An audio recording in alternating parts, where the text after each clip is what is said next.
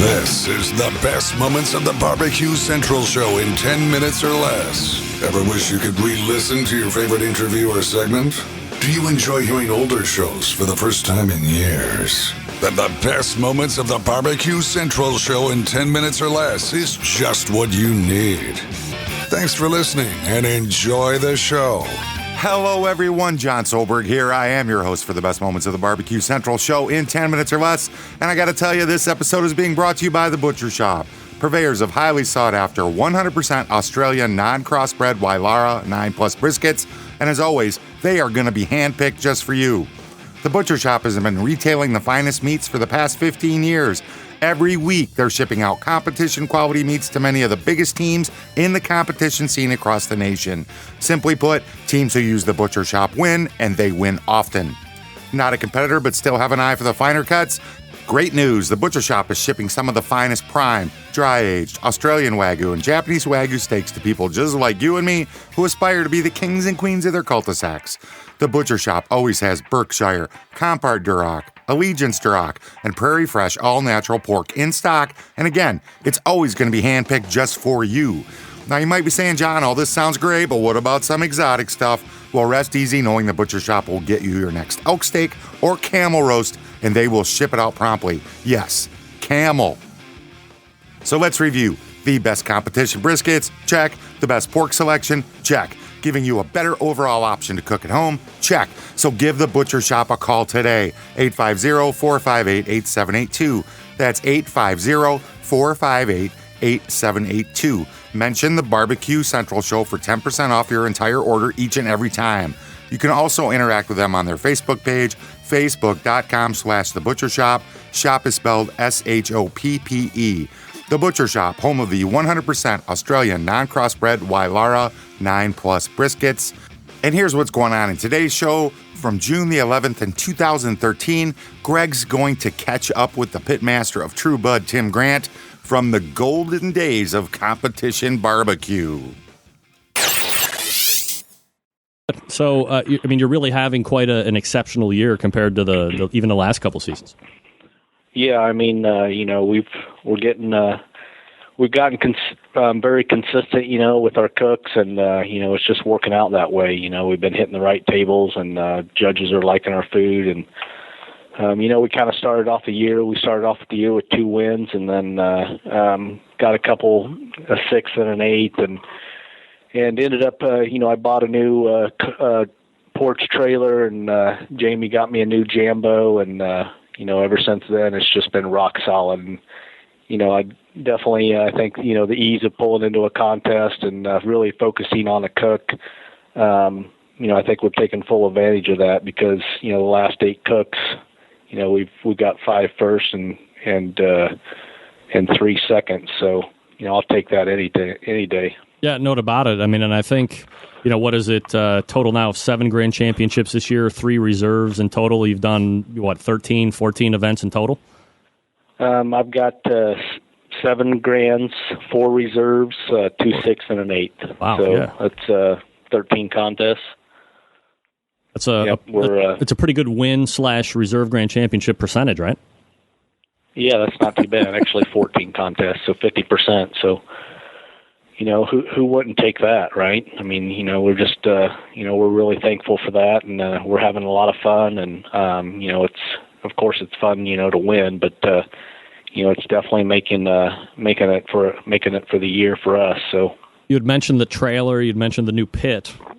Are those 2 things kind of key or essential for any team to really become consistent and give themselves the best shot at winning weekend in, weekend out? If you're going to cook every weekend, I would highly suggest investing in something that can take you out of the elements, let you concentrate on what you're trying to, prepare. I see a lot of teams that, and it also depends on when you want to cook. So, if you want to cook 11 months out of the year, in my mind, I think you really have to have something like that. We cooked in Columbia where there was like 3 feet of snow. We were in Nebraska where there was a sleet storm. We were already down in Phoenix, and of course it's nice weather down there. But I just think that if you really want to get serious, I don't know if a pop-up tent's going to, the elements are going to, it could be really windy, really rainy. It just kind of takes that piece out of it and lets you concentrate on the cook. Let me jump off here just for a second here, Tim. There's, probably a handful of teams that are out there doing, let's say, 30, 35 plus competitions every year. Typically you're going to find those teams in the hunt for KCBS Team of the Year when it's all said and done, because they're out there doing it quite a bit and they're able to kind of hone that consistency that everybody is always preaching when they're on this show when I'm talking to other pitmasters. Look, this is a freaking expensive thing to do that many times during the course of a year. How are you funding this? How are you able to go through and do this many competitions? I mean, granted, you're winning, but last time I checked, it's not like you're pulling down, $150,000 first place prize money. I mean, it's what you're investing and what the kickback is doesn't usually match up.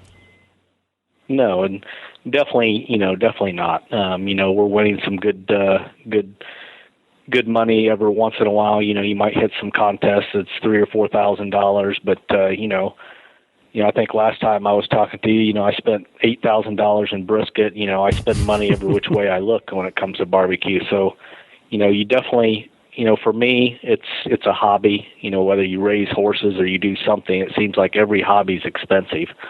So, I think it just has to make sense to you. A lot of people, come up to me and talk to me about, getting a trailer or getting into a trailer or some sort, or buying a Jambo, going from, a WSM to maybe a more expensive cooker, and I've always just told people, it makes sense for me. It has to make sense for you. You don't want to put your family in jeopardy just because you want to win a barbecue contest. I went and, you can win barbecue contests with WSM. So, you just have to, be careful on the spend. That's what I would warn people, because, you can, just like with anything else, you can spend too much money on it. So we're talking with Tim Grant, pitmaster of Truebud BBQ. You can find him at truebudbbq.com if you want to check that website out while we're talking.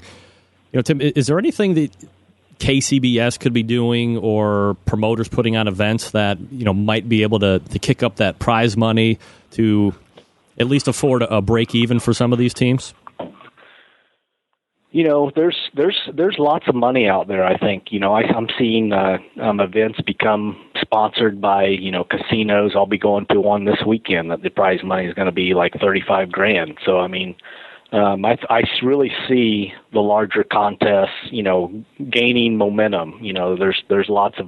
There's more of those contests that, are attracting larger sponsors, so barbecue is becoming more and more, I believe, a sport. And definitely it's going to attract more money. So, I think really what KCBS, I really hopefully, they will tag along and follow that and continue to make this sport, something better, because, 5-6 years ago, I don't think it was near the sport that it is today. So, just making sure that, they're providing for the teams and giving us a fair shake. I've always been about tracking the judges. If you can track the judges and set them in assigned seats when they get to a contest, make sure that they're doing everything they can to give, us teams a fair shot at winning, because whether you go in, you hit a hot table or you hit a cold table, I don't want that to happen to anybody. I don't want to go in and win an event by hitting a hot table. I want to go in and win the event because I cooked the best food. I was going to say, shouldn't it not be about hot or cold tables? It's just how you cooked. And absolutely. But unfortunately, you don't have that. I mean, it's not always that way. I've lost contests and I've won contests because I've hit those tables. So, I don't feel that's fair to anybody. I want what I'm deserved of, and hopefully, the KCBS continues to work towards that. I believe they're on the right track, but sometimes, I just wish, if you're in the now, you wish that, they were really, really working at it harder. I think that's my opinion. Like what are some things that you would offer up as suggestions? I mean, we are dealing with humans. The more things change, the more they seem to stay the same. Makes me think of Rod Gray. Just put your best food in the box, turn it in, let the judges do their thing. What's your thoughts on KCBS judging today? compared to 2013? Has it changed? Anything any different? Let me know. That's John, Jon, John, at thebbqcentralshow.com. I'd love to hear from you.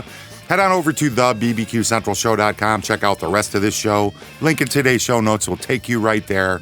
While you're over on the interwebs, hit up the Facebook page for The Butcher Shop. That's facebook.com/The Butcher Shop. Shop is spelled SHOPPE. Make sure you mention the Barbecue Central Show for 10% off your entire order each and every time. And until next time on the best moments of the Barbecue Central Show in 10 minutes or less, I'm your host, Jon Solberg. I look forward to talking to you again soon.